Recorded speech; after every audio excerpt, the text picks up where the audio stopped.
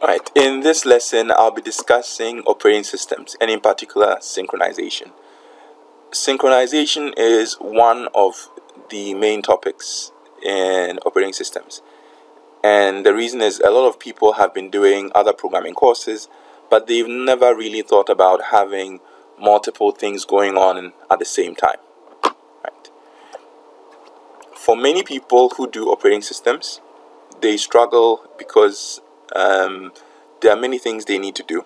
You need to listen, you need to read, and some people say, oh, the textbook is big, what should I do? And I would say, well, you obviously can't read every single word in the textbook. And every textbook that you pick, there will be some highlighted words. We will have lectures, we will have labs and exercises. So you have to combine these. And there are many other resources available, which is why I say explore. You can go online, you can search various tutorials, whatever you have to do. If there is one word you don't understand, don't just sit and say, I'm going to wait for 1 week before I ask. Even if you can't find someone, you should at least start a web search. You should try things.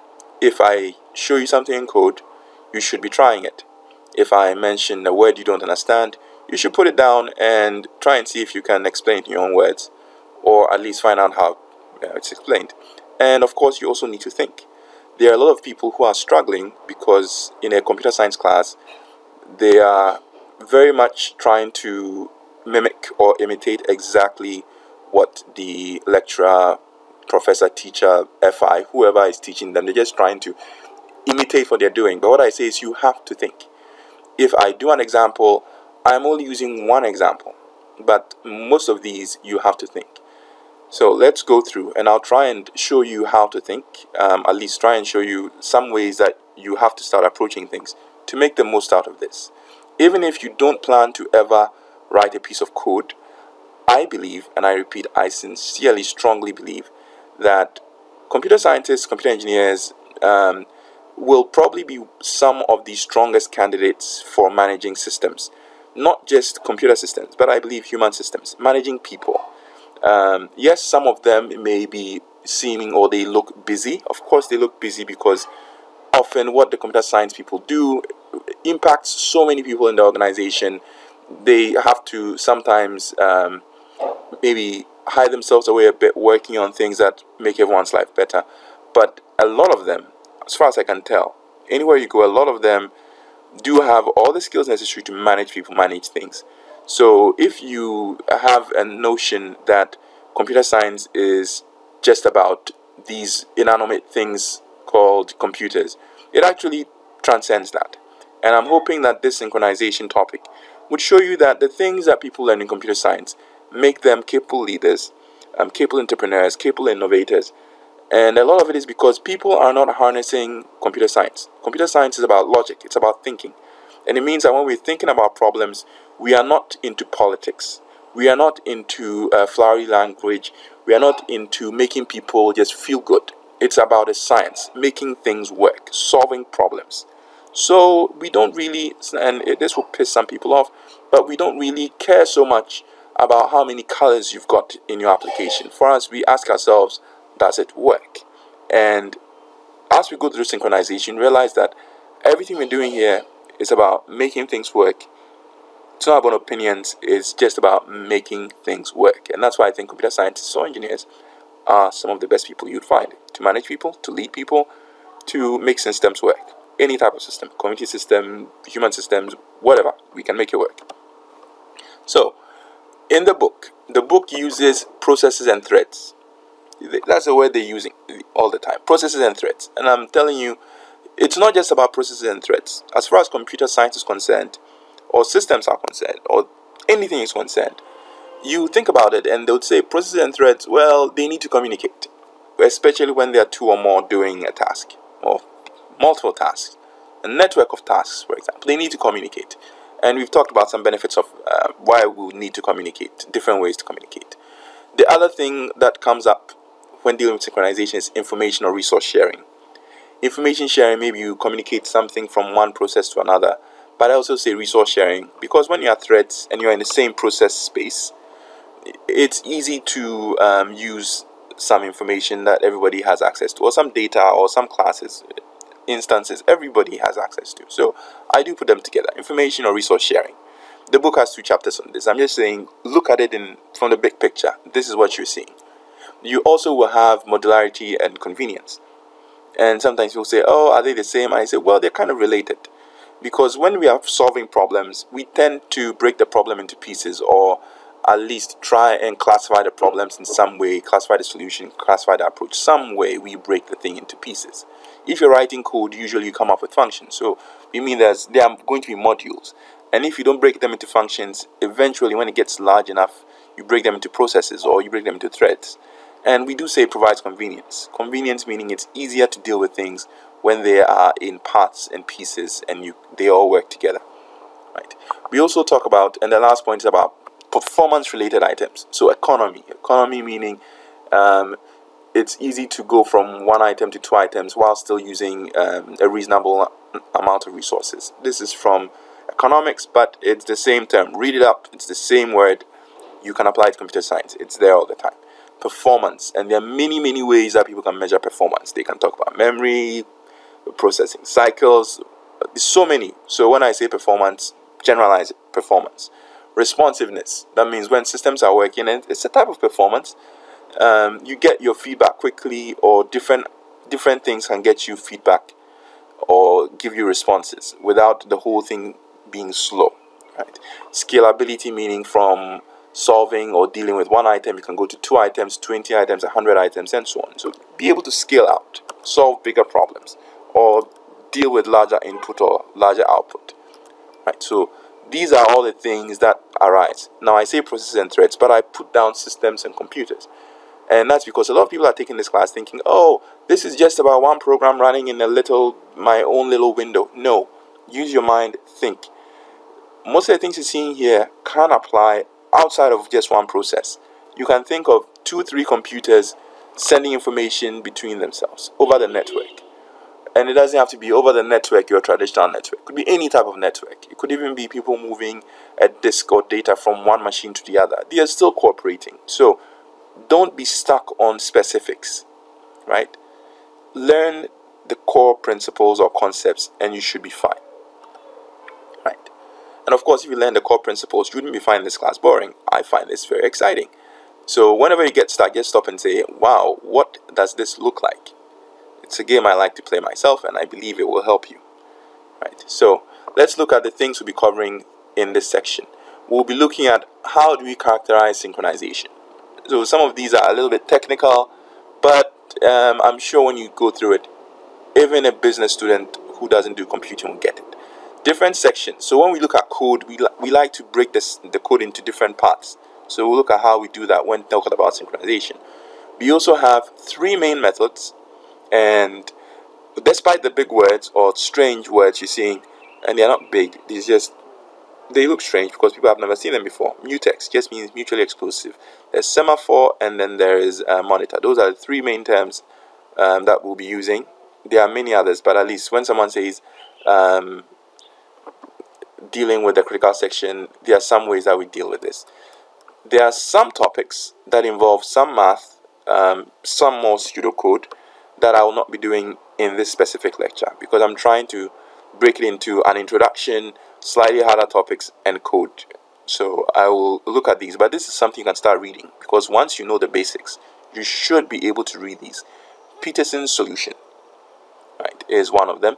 We also will talk about in a different lecture, but you can start reading up on them because they are very easy. Dining philosopher, bounded buffer problem, producer-consumer problem. Now, some of you can go and read up on the origin of Batman, the origin of Superman, and you can tell me he went to Krypton, his planet blew up, and he had to fly, and he's weak to kryptonite. Don't know why. Radiation, we say. So you go able to read up on these. So if someone gives you a word like dining philosopher or dining philosophers, I expect you should be able to spend some time, go online and, I don't know, take your book and see what it means, right? Because there are some things that are low-hanging fruit. In class or in these lessons, I pick on the things that are a little bit different. But the things that are just descriptive, I leave them to you, right? And you should pick up the skill of building up some of the things based on some previous knowledge you have, right? So we can go further, because I can't make 4-hour videos. I can, but I don't think it's going to be beneficial for you. I think it's good we focus on the basics, and we'll leave some of the reading topics to you, right? So let's start with cooperation in processes. Now we talk about a race condition, and what we mean by a race condition, there's a definition. You can read so many definitions, but it just means that usually there are some parts of some programs that if there are multiple things working on them, depending on how they are executed, you will end up having different results, usually when there's some sharing involved. So let me pick a specific example in banking, where, for example, we can have a banker who needs to deposit money into an account. So in that case, right, you can consider that if your balance was some amount, maybe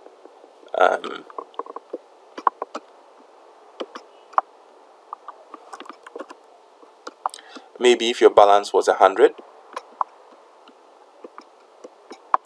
right? So if you had some balance, maybe sorry, these pens are difficult to use, 100, right? And there were two different bankers, banker A and banker B. Right? So they are all standing in their tails and they're taking amounts, and each one, let's say in one branch, maybe in one city, one banker wants to add 200, and in another branch, another banker wants to add 300. My question to you is, think about it. What are the possible results if these two bankers are performing this operation? So I'll give them multiple answers and you can think about it. It's possible that at the end of the day, someone would say the total amount deposited is 300. It's possible that at the end of the day, the total amount deposited according to someone would be 400. And it's possible that in another computer system, someone would say the total amount that was deposited is 600. Now I'm going to this. So remember, race conditions, we said depending on how the instructions were carried out, we could be getting different results. So we have two bankers. Let's look at how this race condition occurred, right? So in one case, like 300 case, we could say banker A looks at the amount, says, oh, you have 100. Well, since you want to deposit 200, and maybe your friend is in another place depositing to the same account, both bankers see it, and while the banker B was going to store the value, was going to type 300, that okay, 300, so 300 plus 100 is 400. It was going to store 400. As soon as banker B was writing it or saved it, banker A typed and overwrote the file. Now think about if you have something like Notepad, and Notepad is interesting. I'm not saying it's bad software, but it's a specific software, behaves a certain way. If you have Notepad in Windows, when you open it, it doesn't ask you this file is already open, it just opens it. So now think of two different bankers who have opened Notepad. They see a value in there, 100, 100, and what could be the final result when someone opens the file? It's possible that seeing 100 and knowing, oh, I need to increase by 200, banker A will type 300, banker B types 400, banker B saves first, banker A saves after, and the result is 300. Or you can flip it. What if banker A saved first? So he saved 300 and banker B overwrote it, 400. Or there's another case. Banker A looked at 100 and stored 300. And so that means by the time banker B opened it, he also saw 300 and added 300, so we got 600. Or banker B stored first, looked at it and said, oh, I see 100, puts in 400. And banker A opens the file, finds 400 and changes it to 600. So there are about 4 different ways this could run and about 3 different results. So when we say race condition, this is exactly what we mean. It means you look at all the operations that can happen and say, well, what are some of the options? So that is a race condition.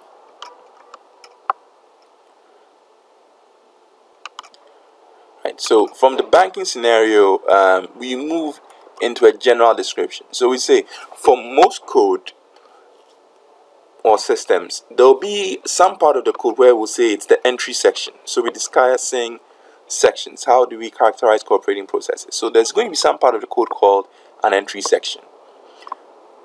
Usually this is where the process or the program or thread is about to access some shared resource. So in that, where the access of shared resource is concerned, is called a critical section. And then the exit section is the point at which or some operations are performed, so the process leaves the shared resources. And then there's a remainder section. I'm going to put the banking example to this. So the entry section means before the banker does a deposit, maybe he needs to sit down, do whatever he needs to do. And there's the critical section. And you can see that things that they do that are shared is within the critical section. So reads the balance, calculates the new balance, stores the new balance. So I think I use critical section a lot in class. But do note that if you've been reading the text, you will find entry section, exit section, and there's also remainder section. Remainder section meaning that all code is not just going to be about entering a critical section, doing critical work, and leaving a critical section. There's some other code that is not in the critical section and does not have to do with preparing to enter or leave the critical section, and that is the remainder section. In the books they tend to put it at the end, but as I would characterize it, remainder section could be maybe at the beginning something had to happen that had nothing to do with sharing, and at the end something could happen, or in different functions, right? So now we've seen race conditions, and we've said, okay, there is this exit section, critical section, entry section, remainder section. We can also look at what would we like in our critical section, and in the text they call it the requirements of a critical section. So the first rule is we want mutual exclusion, because remember what the problem that happened with the banking scenario was we had two different people working on the same thing at the same time without knowing what was going on. So what we say is mutual exclusion. We would like to have only one person in the critical section. The second thing we would like to have is progress. Progress sounds a little bit strange, but I think when you think of progress, just think of it as anytime you have some part of code where there's a critical section. So let's look at this one, the critical section. It means that if there's nobody in the critical section, maybe there are many bankers but nobody in the critical section, there has to be progress, meaning that those who are waiting to enter the critical section need to be able to make a choice and move on, right? Or at least some people enter the critical section, right? It also means that the critical section shouldn't be empty when someone wants to get in, right? So think of it as if we are sharing a car and there are maybe 4 people sharing a car. If someone wants to use the car and there's nobody driving the car, but the person can't use the car, it means there's no progress. Progress would mean whenever the car is available and someone wants to use the car, they should be able to use the car. Alright, so the last issue is bounded waiting, or the last requirement we would want to have in a critical section really is bounded waiting. Bounded waiting means nobody waits forever. And when I say nobody waits forever, sometimes people say, oh, does it mean that there's this infinite loop? And what I say is, I don't think it's really about infinite loops. Just think of it from a human perspective. If you join a queue in a bank, or if you join a queue to buy something, you would expect that if you knew on average how long each person in front of you should take, you should be able to say, oh, I know I'm going to be out of this queue in 1 hour. That's what we mean by bounded waiting. So it means that whatever the case is, I don't care how slow it gets, you should be able to say, worst case scenario, that's how long I have to wait. All right. So in the textbook, they will describe it in different ways. That means there exists an upper limit, there exists a bound, there are a number of times other people are allowed to enter this section, and there's so many other ways. But for me, I just say whatever it is, you have to have a way to say when someone joins a queue or asks for something, there has to be some bound, some limit to how long they can wait. Okay. Now, when we talk about operating systems, and this is where some people don't like it, but we've got to talk about it, There are different types of operating systems in terms of how the kernels will behave. And in particular, and this is not anything strange, this is just plain English, preemptive and non-preemptive. In English, when someone says preempt, that means that you interrupt someone, right? So in the kernel, when we say a preemptive kernel, we mean that when a process in the kernel is running, and remember that from chapter 1 would say a user would make a system call and the kernel handles the system call. So that means if the kernel is doing something, do we allow him to be preempted? Non-preemptive means we don't allow him to be preempted. That means once someone is doing something with a shared resource, he just keeps going. Right?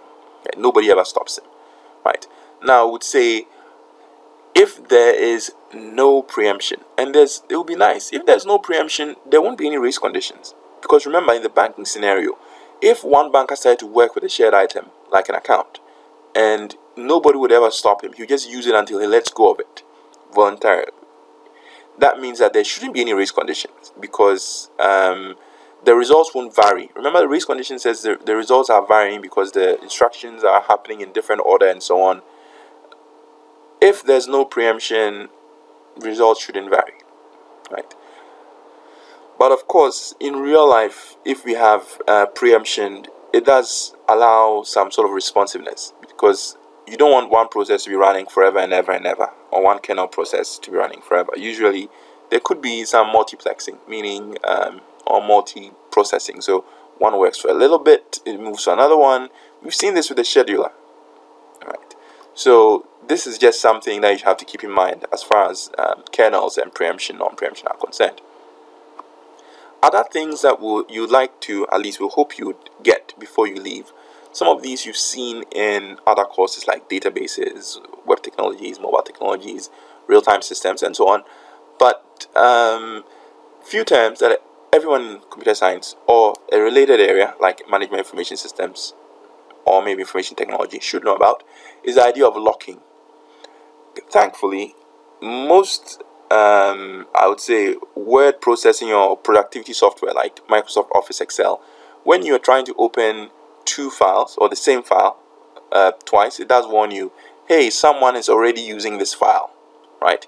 So there's this idea of locking. You have an idea what locking means, or it's a bad one, but you go to a bathroom, you enter the stall, you lock the door. You're not just sitting down and someone else enters. There's this idea of locking, that when someone is holding something, they keep it, right? Or you're sitting on a chair in a class, you've locked the chair in a sense. I don't think someone will just come and sit on you and another person comes to sit on you, right? Or you are using a computer, you're typing, your hand is the keyboard, and another person just looks at your fingers and starts typing on your same keyboard. Locking. It means that human beings have this concept of locking, or one person is holding onto something and he's using it. And as long as he's using it, you allow him to finish and hand over. Atomicity means when something happens, a group of things happens together. You've seen this in databases. Maybe you are inserting some information. You don't say, oh, I was inserting a student record and I only put in the first name, but even though I said instruction, put in first, middle name, last name, only half of the instruction when the other half didn't. And this is important. So in operating systems, this comes up as well. And there's also the idea of busy waiting or spin locks, and we'll look at some of these. Busy waiting just usually means you check a condition, just spinning, waiting for the person to finish. Take some time, look at the two, they're about the same, but just when you see the code in the text, and I'll try and highlight, you see what I mean. Now, for the banking case, and this is a generalized case, before I'll look at the specific banking case. So there is the idea that before you'd enter and try and access something in the critical section, you check, is the item I'm using available? So before any code runs, usually there are some shared data. So there's a shared item or shared items, and there's a boolean or some other thing that you need to look at and say, oh, when I check the value, so I'll say item available. That's a boolean, true or false. When it's true, it means you can use it. When it's not, it means you can't. Because it's just a flag. So you'd say, well, instead of just going straight and accessing the data, you say, while the item is not available. So this is an example of spin lock. So just looping. So it's just a loop. There's nothing in the while loop. You just be spinning, because he knows that if he proceeds, he's going to mess up the data, right? And that just means this. So this is the spin lock. So Once he breaks out of it, it means that what? Nobody was using it, and immediately he can set it to false. So while this is true, while item is not available, so that means when the code starts, item available will be true. So that means the first time he goes is while not true, that'll be false. You break out, and the moment you break out, you set it to false. Now I've put these two together, meaning that in the entry section this happens. We talked about atomic. These things have to be done together in such a way. So imagine, for example, the same way we said two bankers, one sees 100, the other sees 100, and they all proceed. What if two people see this and say, oh, the item is available, and the moment he sees the item is available, the computer stops him, and then the other process comes and says, oh, the item is available. That means in the next instruction, both of these different processes are going to be assuming they are entering. So this thing, these things have to be atomic. Now, this is even more interesting if you know about assembly language, or the idea that any high-level code you write gets broken down into low-level machine code. So that means even something as simple as item available equals false isn't just one line in code. It will be multiple lines as far as the computer is concerned, because you say, I need to get the variable, I need to put it into a register, I need to store the value of the register, I need to send the value of the register back to memory. So there are many things that are involved, even in a simple assignment. So it's important that the computer has some way to make this atomic, this whole thing. And of course, it helps. If the kernel is doing something, it does help, because the kernel usually can control who can come in, who can preempt, and so on. So this it helps if the kernel is involved. Now, we also look at the critical section. So that means that after this is set to false, okay, so this is an error. This should be item available equals true. So please make that correction. I'll make that correction before I save. But the idea is before you enter, you have something, and when you leave, you modify it. Alright, so that was it. So I made it true. So initially false, then true. The textbooks will use different variables, but I'm just using simple, easy to understand, hopefully understand variables. Let's go to the next section. Now I'm trying to compare this to the banker scenario. So it means for the banker scenario, it's not just an item, it's about an account. So if the account is available, set to true in the beginning, because in the beginning nobody, so in the beginning, yeah, what were the initial conditions? The account is available. When someone tries to access, say, oh, when the account is not available, I'm going to wait. But if the account is available, immediately you set the account to, oh, it's not available, then you can start going through working on it. And of course, when you leave, you set it to true. And these are the specific instructions. There is the previous one, which is generalized, and the specific one. Most code runs about the same way. Whatever instructions concern shared variables go in the critical section. In this case, it's a simple thing, so I have just 3 instructions. Read the account and save it. Now, the other thing I can do is, so you can see the modularity, or putting in some functions here, saying I can say lock account and release account. Where when I say lock, it does all the work with locking. Is it waiting? Wait. Available, then I can return. After returns, it means that it knows someone has it, and that's what this does. And then there is release, that just does setting a variable, and then someone else can go in. Now, in an ideal situation, in a world where this is atomic and that is atomic, that means we will not have any race conditions. Right, so let's look at the different types of items that exist. Right, so I said there's this thing called Mutex locks, mutually exclusive locks, and this is not difficult. I'll try and explain it with a simple example using the Roman keys. After this, of course, there's also the semaphore, and then there are the monitors. So let's discuss what these are, and then we'll also look at some code. I'll make a different. This is almost 30 minutes. I wanted to keep it under 30. So let's look at the mutex. Right. So the mutex means that there is a lock, and that lock has a key. And so that means since there's just one key, whoever grabs the key can enter the room. And so at any point in time, only one person is in the room. And you can think of the door as it's one of those doors that you can't open if you don't have a key. It's I forget what the word is, but there are these doors that when you shut them, they lock immediately, and you need a key to open it. Is it bolt lock? I've forgotten what the term is. So that's what a mutex means. Everybody knows what this is, computer science or not. Mutex. You grab a key, whoever has it can go in. So in the case of the bank, you can think of the room as the account. Whichever banker picks up the key can go in and modify the account. The others will have to wait. Remember we talked about things like there's progress. Progress would mean that if there's nobody in the room, someone has to be allowed to go in. If, let's say, there's nobody in the room and the key cannot be found, that means there is no progress. Somebody made an error coding because the room is available or the account is available and no one, the people who want to enter the room, are still outside waiting. That's what I mean by no progress. So there's mutual exclusion, meaning only one person is in a critical section in that room. Progress meaning what? If the room is available and someone wants to get in, he should be, or at least the people who are free, available, should be able to discuss amongst themselves and enter. Bounded waiting would mean if I know there are 3 people here and I have an idea of how much time it takes, I should be able to tell or predict how long I will have to wait before I get in, or how many people go ahead of me. There has to be some notion of bounding. The next idea is a semaphore. And if you read the text, they would say the semaphore is like a counting lock, or there's so many terms for it. But the idea of a semaphore is the key isn't just a simple one value, true, false. Now it's like an integer, meaning that there are 2 or 3 keys or more.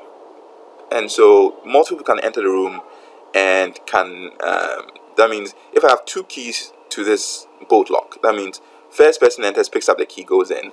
And if I have 2 keys, it means 2 people can be in there. Now, I know that in the bank scenario, I had this where I said, oh, only one person has to be in there. But there are some cases where you can have 2 people. So an example I gave in class was Wi-Fi networks. In some networks, when you join the Wi-Fi system would make sure that there's a limit to how many users. For example, if you buy a Wi-Fi network device like a wireless router or router, it may tell you, oh, this device can support 16 devices. In class, some people would say, oh, but there's an infinite number of